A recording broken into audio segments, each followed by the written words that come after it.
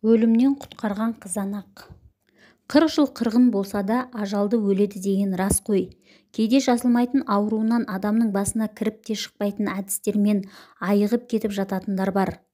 Мұны кездейсоқтық дейміз бе, әлде Құдайдың құдіреті дейміз бе, әйтеуір дәстүрлі медицинаның шамасы жетпеген жерде қарапайым халық емдерінің де пайдасы көп екені анық. Менің ауылда тұратын бір туыс әжем бар. Сол кісі ала жаздай тыным таппай бақша егіп, көкөнісін мол етіп жинап алады.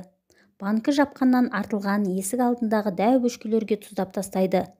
Талай қыста сол бөшкелердегі тұздалған қызанақ пен қияр қырыққабатын дәм татып тамсанып отыратынбыз.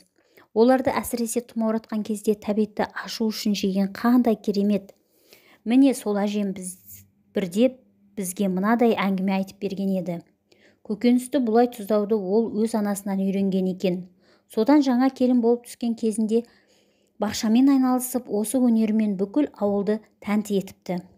Бірде көршінің үйіндегі бір жас жігіт әскерден келіп, біраз күн жүрген соң төсек тартып жатып қалады.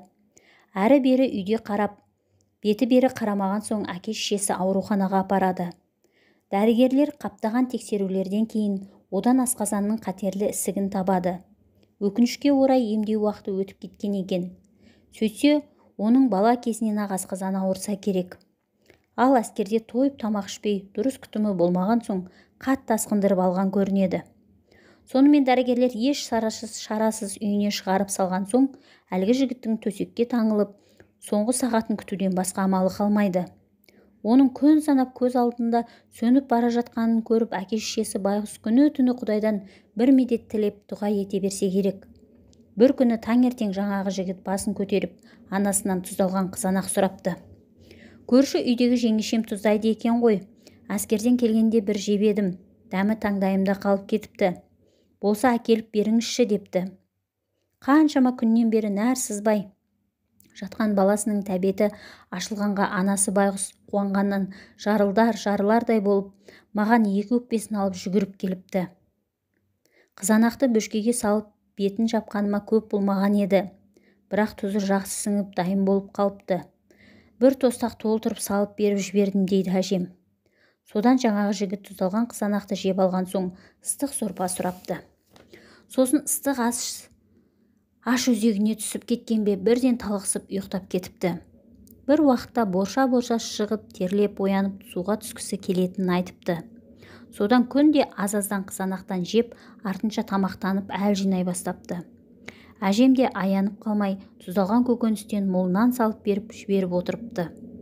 Бір күні әлгі жігіт жүзінде нұры ойнап, сап-сау болып тұра келгенде бәрі таңғалыпты. Дәрігерге барып қаралса, асқазанындағы ісігінен түк те қалмаған көрінеді. Содан бұған сенер-сенбесін білмеген олар не іштің, не жедің деп сұрайды ғой. Ол тұздалған қызанақ жедім деген. Сол-ақ екен. Дәрігерлер тұздалған қызанақтың қатерлі ісікті емдеуге қандай көмегі барын анықтауға кіріседі. Ол үшін әжемнің бөшкедегі көкөнісінен біраз сұратып алдыртады. Бұл кезде бөшкенің түбі көрініп те қалған екен. Қалған құтқанын қолмен ала алмаған соң, әжем бөшкені аударып қалса, ішінен салаң етіп жыланның өлі денесі қосыла ақтарылыпты. Оның бөшкенің ішіне қалай түскенін бір Құдайға ғана аян. Бәлкім әлгі науқас жігіттің әке-шешесінің күндіз-түні егіліп жасаған дұғасы қабыл болып, жаратқан еміне осы тіршілік иесін жіберген болар. Қалай болғанда да тұздалған қызанақ пен жылан етінің сорпасы ажал аузындағы баланы аман алып қалғаны бұлтартпас шындық.